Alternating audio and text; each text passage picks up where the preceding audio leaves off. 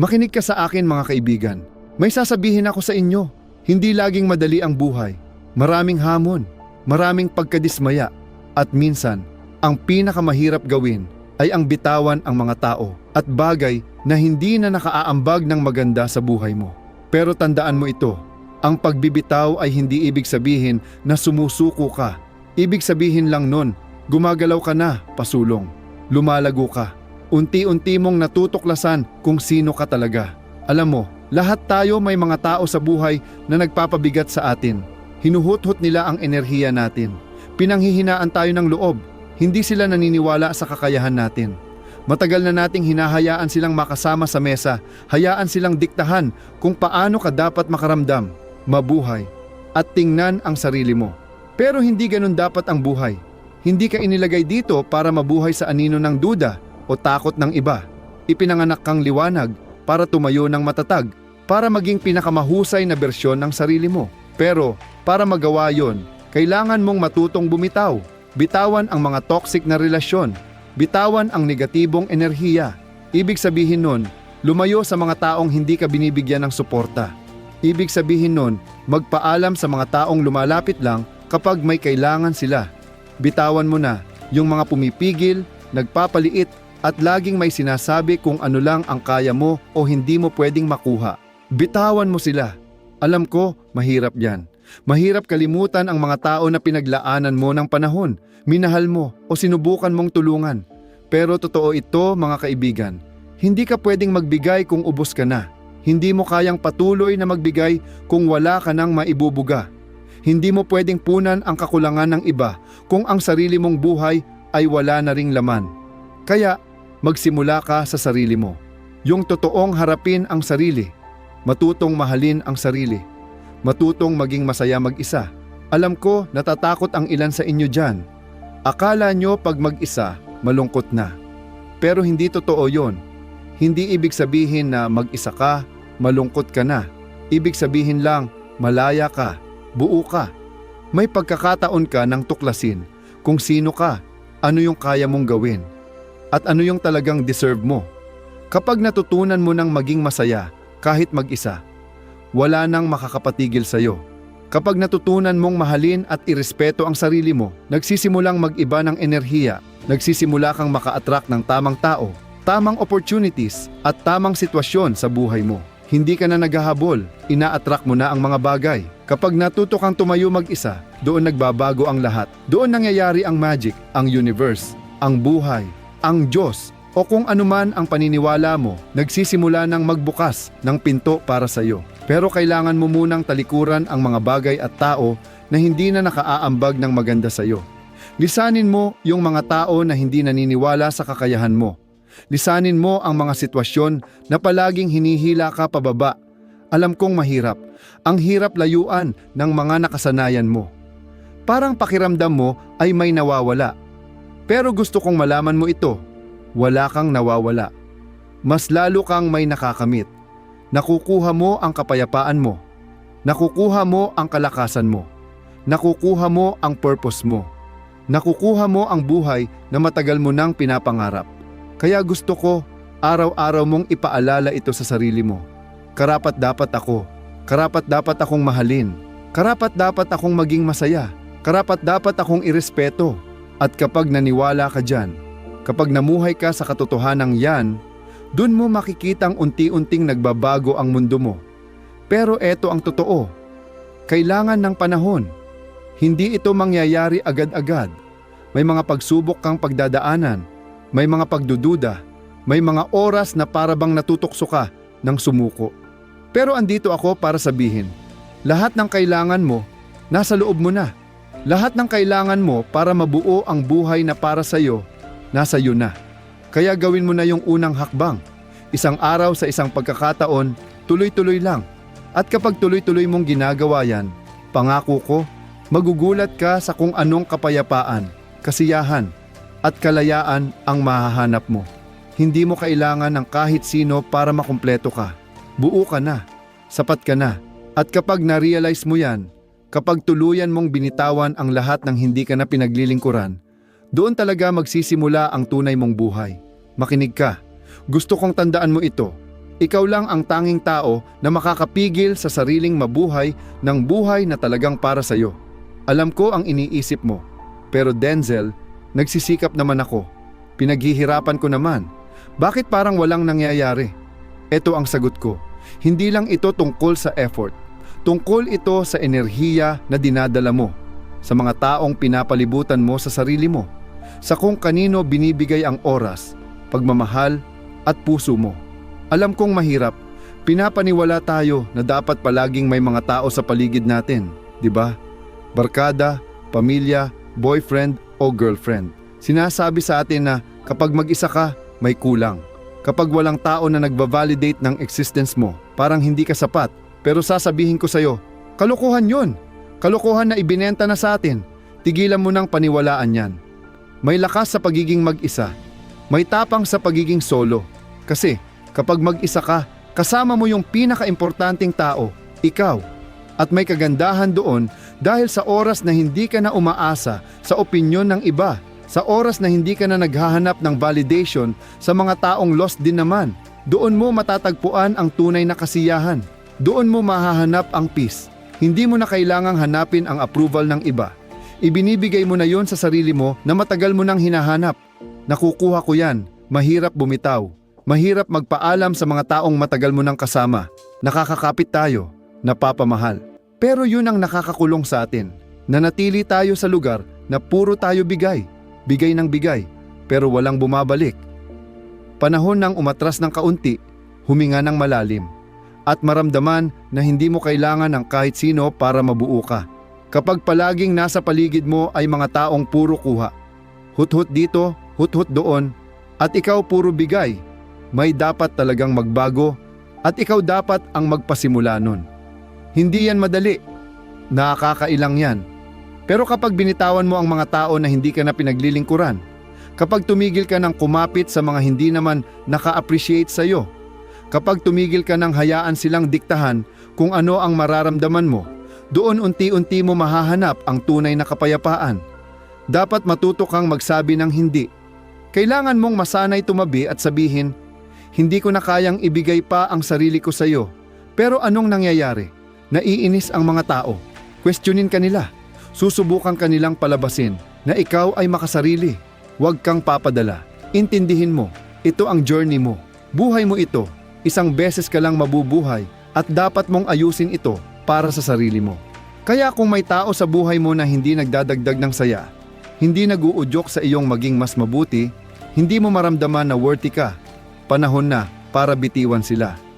Wala akong pakialam kung gaano na kayo katagal magkakilala o kalapit.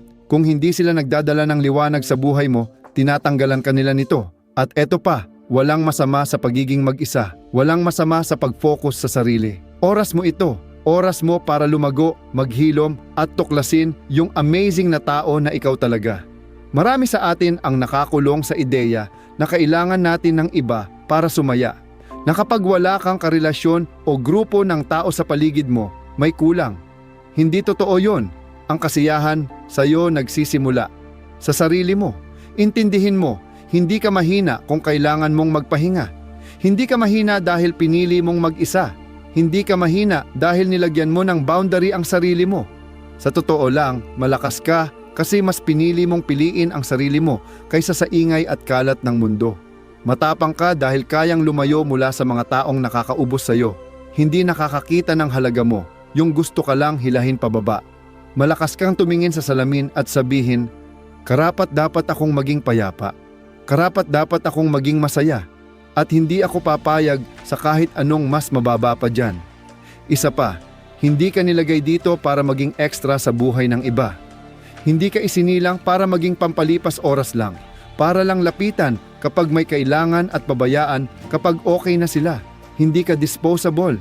Karapat dapat kang mahalin, respetuhin, at maging loyal ang tao sa'yo. At kung hindi mo yun nakukuha mula sa mga tao sa buhay mo, may karapatan kang umalis. Sanay tayong lahat na kailangan magbigay lugod tayo sa iba, na dapat mabuhay tayo para sa iba. Pero gusto kong matutunan mong yakapin yung katotohanan ito. Hindi mo utang sa kahit sino ang kasiyahan mo. Hindi mo utang ang oras at energy mo kung hindi nila ito pinapahalagahan. Walang makakapalit ng halaga na nadadala mo sa sariling buhay mo. Huwag mong ibigay ang power na, yan. Tingnan mo, lahat tayo may mga tao sa buhay na sinubukan nating tulungan, baguhin, mahalin para sana mas gumanda sila. Pero eto ang totoo, hindi mo kayang hilumin ang taong ayaw magpagaling. Hindi mo kayang iligtas ang taong hindi handang iligtas ang sarili. At kapag nilaan mo ng nilaan ang sarili mo sa sira-sirang relasyon, kapag pilit mong inaayos ang taong ayaw naman talagang ayusin ang sarili nila, ano nangyayari? Nauubos ka, nawawala ka, nakakalimutan mo na kung sino ka. At yan ang gusto kong iwasan mo. Huwag mong hayaang mawala ka habang inaayos mo ang iba. Huwag mong hayaang mawala kang sarili para lang maging kung ano ang gusto ng iba sa iyo. Para kang naglalagay ng tubig sa basong butas. Kailanman maubos-ubos. Bigay ka ng bigay, pero wala namang nananatili. Lagi kang mauubos. Pero eto ang katotohanan. Hindi ka maaaring magbigay mula sa basong walang laman. At kung palagi kang nagbibigay sa mga taong hindi naman marunong magpasalamat, sa mga taong wala namang balik sa'yo, mapapansin mong nauubos ka na. Parang ginagawa mo naman lahat ng tama, pero parang walang nangyayari. Alam mo kung bakit? Dahil napabayaan mo na ang sarili mo. Napabayaan mo na ang sarili mong pangangailangan. Napabayaan mo na ang sarili mong paglago. Gusto kong maintindihan mo to. Hindi pagiging makasarili ang piliin ang sarili. Kailangan ito. Hindi mo kayang maging pinakamahusay para sa iba kung hindi mo inuuna ang sarili mong kalagayan. Ayos lang unahin ang sarili. Ayos lang tumanggi sa mga bagay na nagpapalanta sa iyo. Ayos lang hiwalayan ang mga taong hindi nakaka-appreciate sa halaga mo. At kapag tinanggap mo yan, mas mabilis mong mahahanap ang mga taong tama para sa iyo. Kapag binitiwan mo na ang mga bagay na hindi na nakakatulong sa iyo, magkakaroon ka ng puwang para sa mga bagay na makakatulong. Parang paglilinis ng cabinet, kailangan mong itapon yung mga lumang damit na hindi na kasya, sira-sira na, punong-puno na ng puwang para may lugar ang mga bagong bagay na magpapalago sa iyo. Ganon din ang pagbitaw sa mga toxic na tao. Nililinis mo ang emosyonal mong kalat. Tinatanggal mo yung mga relasyon na nagpapabigat sa iyo. At sa ginagawa mo yon, binibigyan mo ng pagkakataon ang mga bagong tao, karanasan, at oportunidad na talagang para sa iyo.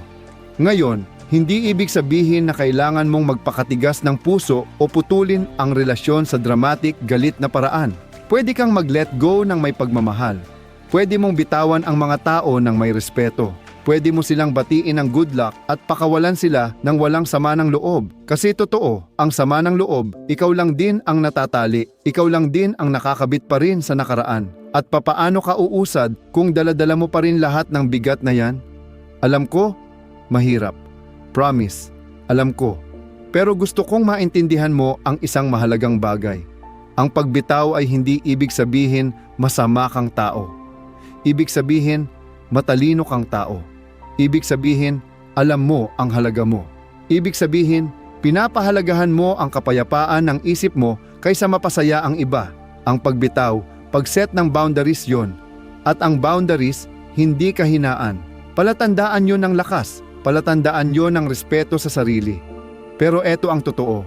Ang pagbitaw hindi lang tungkol sa paglayo sa mga toxic na tao. Tumatakbo rin ito sa pagbitaw sa sariling mga limitadong paniniwala. Pagbitaw sa ideya na kailangan mo ng relasyon o dapat may bilang ng kaibigan o kailangan mong umangkop sa inaasahan ng iba kung sino ka dapat. Pagbitaw sa pag-iisip na ang halaga mo ay nakabatay lang kung palagi kang may kasama. Sapat ka na mag-isa. Noon pa man, sapat ka na. Hindi mo kailangan ng ibang tao para buuin ka. Hindi mo kailangan ng kahit na sino para bigyan ka ng halaga. Lahat ng kailangan mo para maging masaya, matagumpay, at makabuluhan ang buhay, nasa iyo na. Kailangan mo lang paniwalaan. Kailangan mo lang magtiwala sa sarili mong kakayahan. At kapag ginawa mo yon, kapag namuhay ka na may paniniwala na ikaw ay buo, saka mo makikita, dadating ang mga tamang tao at oportunidad. Kasi hindi ka na desperado sa approval. Hindi ka na nakukontento sa basta-basta. Namumuhay ka mula sa lakas at makikita at igagalang yan ng iba.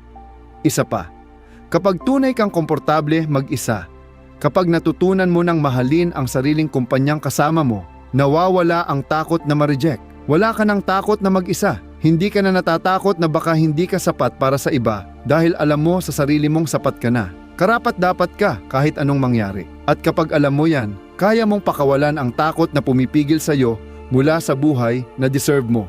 Ganito ang hamon ko sa'yo. Unahin mong pakawalan ang takot. Bitawan mo ang mga taong nagpapahina sa'yo, ang mga nagpapababa sa'yo.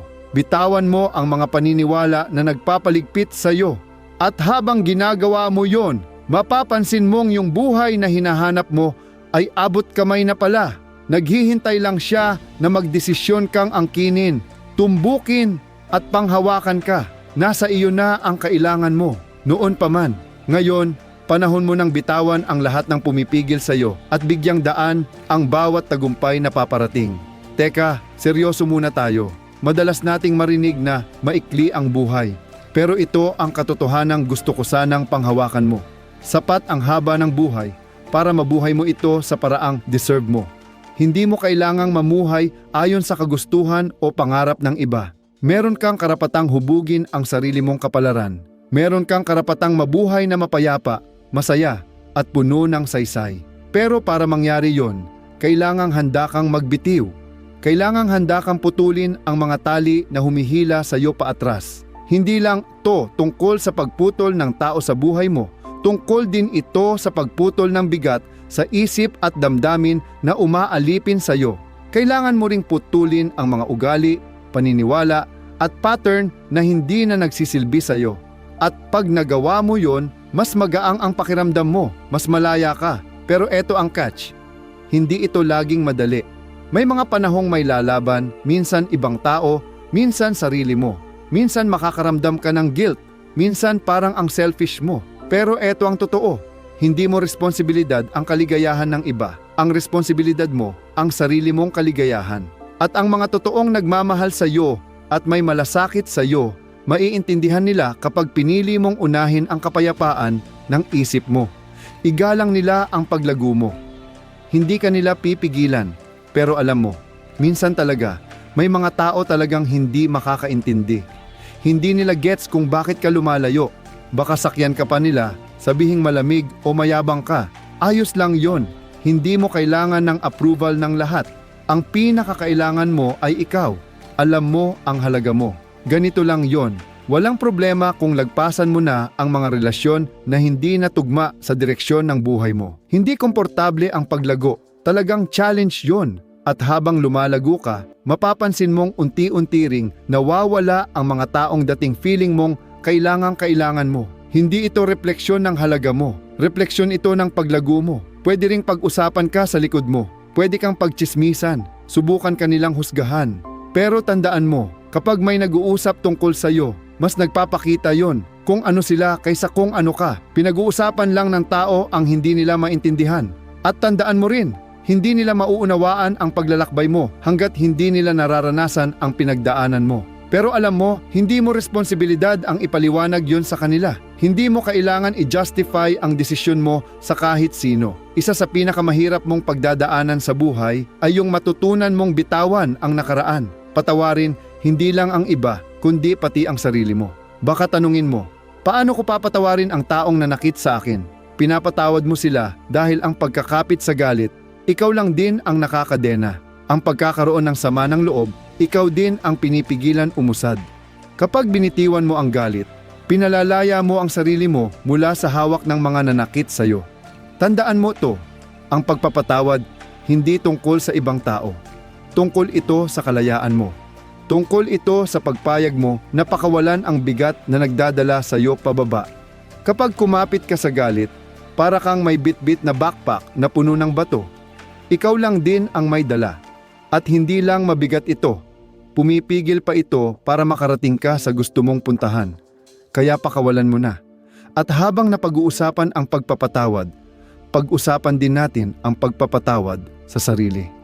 Ang dami sa atin, binibigyan pa ng sisi ang sarili dahil sa mga pagkakamali noon, dahil sa mga taong pinili nating pagkatiwalaan. Pero eto ang totoo, ginawa mo lang ang kaya mo base sa nalalaman mo noon. Ngayon, mas alam mo na. Natuto ka, lumago ka. Panahon na para umusad.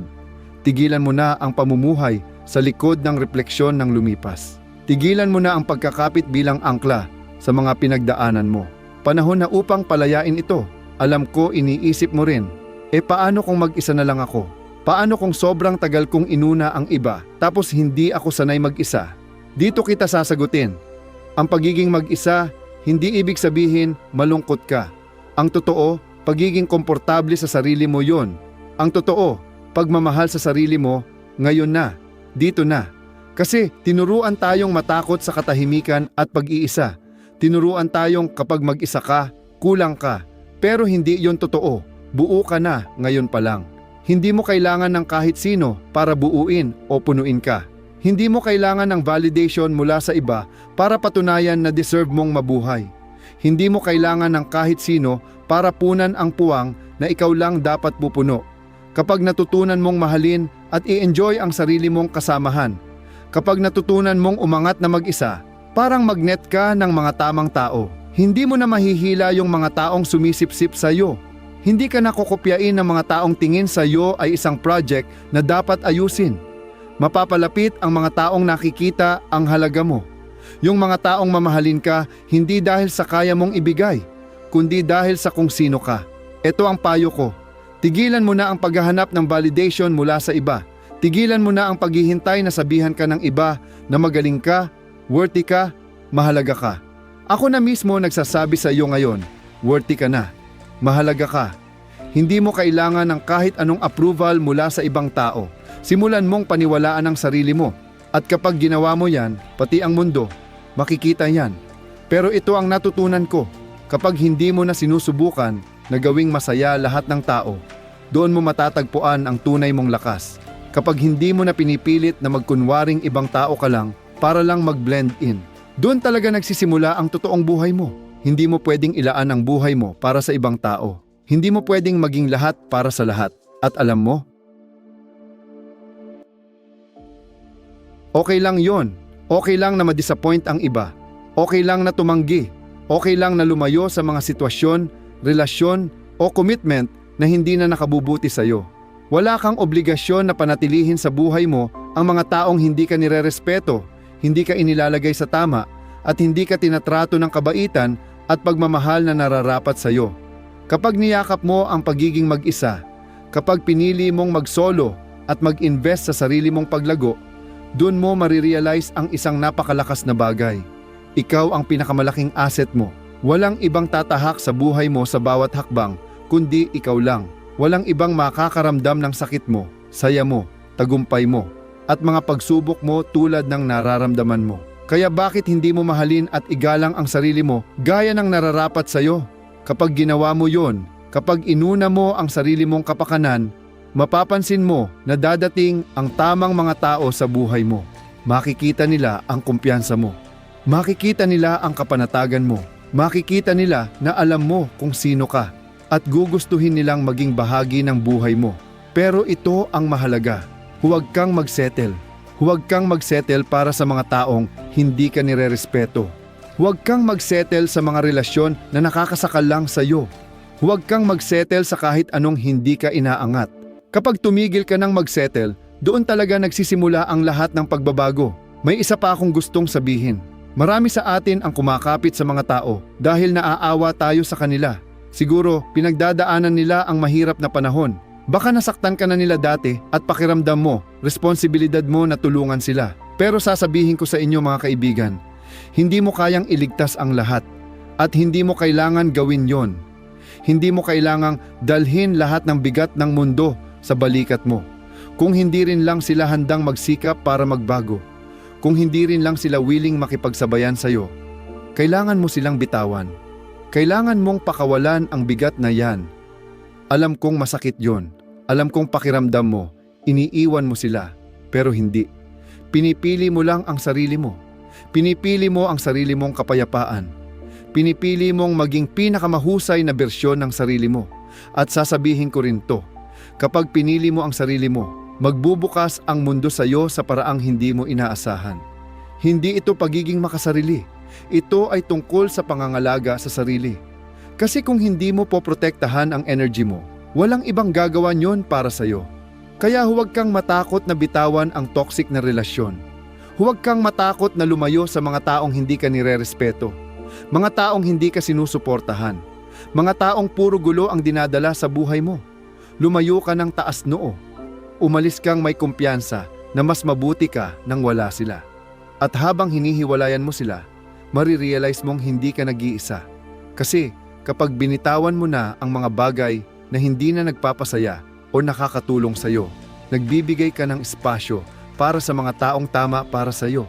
Nagbibigay ka ng puwang para sa mga taong mamahalin ka ng tunay, yung karapat-dapat ka talaga. Para sa mga taong susuporta sa mga pangarap mo, mag-e-encourage sa'yo na abutin ang pinakamataas mong potensyal at nandyan para sa'yo sa hirap at ginhawa. At ito pa, kailangan mong magtiwala sa proseso. Hindi mo pwedeng madaliin yan. Hindi mo pwedeng pilitin ang mga bagay. Hindi mo pwedeng pilitin ang mga tao na magbago. Hindi mo pwedeng pilitin ang mga sitwasyon na mangyari kung paano mo gusto. Pero ito ang pwede mong gawin. Pwede kang magtiwala na kapag pinili mong bumitaw, lumayo, at piliin ang kapayapaan mo, unti-unting aayon ang mundo para sa'yo. Hindi yan palaging magiging ayon sa inaasahan mo, pero tiwala lang. Magwo-workout ang lahat ng yan kasi nagbigay ka ng space para sa tamang mga bagay na dumating sa buhay mo. Hindi ka itinakda para magsettle sa mababa. Hindi ka itinakda para mamuhay sa pagsisisi at puro pag-aalala sa sasabihin ng iba. Ang nakalaan sa iyo ay tumayo ng matatag. Ipamuhay ang iyong katotohanan at magliwanag dahil buong-buo kang ikaw. Yun ang gusto ko para sa iyo. Gusto kong bitawan mo lahat ng mabibigat na dalahin. Lumayo ka sa mga taong hindi ka pinapahalagahan. Lumayo ka sa lahat ng bagay na pumipigil sa iyo. At tumayo ka sa katotohanan mo, sa kapangyarihan mo, sa kabutihan mo. Nasa iyo na ang lahat ng kailangan mo. Kailangan mo na lang maniwala. Kailangan mong magtiwala sa sarili mo. At kapag nagawa mo na yan, kapag tuluyan mong binitawan ang nakaraan at binitawan ang mga taong hindi para sa iyo, diyan magsisimulang magbago ang buhay mo. Diyan mo makikita na bubukas ang mga pintuan na dati ay akala mo imposibleng mabuksan. Diyan mo mararanasan ang buhay na matagal mo nang pinapangarap. Kaya ang tanong ko, ano ba ang mga bagay o taong hindi mo pa kayang bitawan? Ano ang kinatatakutan mong pakawalan? Gusto kong magdesisyon ka ngayon na palayain yan. Bitawan mo na kasi sobra-sobra ang halaga mo. At kapag nagsimula kang maniwala doon, kapag ipinapamuhay mo na talaga yon, makikita mo kung gaano ka talaga kalakas. Hindi mo kailangan ng ibang tao para bumuo sa'yo. Kumpleto ka na. At kapag na-realize mo na yon, kapag nabubuhay ka na sa totoo mong sarili, hinding-hindi na magiging katulad ng dati ang buhay mo. Kaya iiwanan kita ng ganito. Bitawan mo ang bigat para makalipad ka. Kaya mo to. Sapat ka. Ipinanganak kang dakila at panahon na para mabuhay ka ng buong tiwala sa sarili mo. Salamat sa inyo at pagpalain kayo ng Diyos.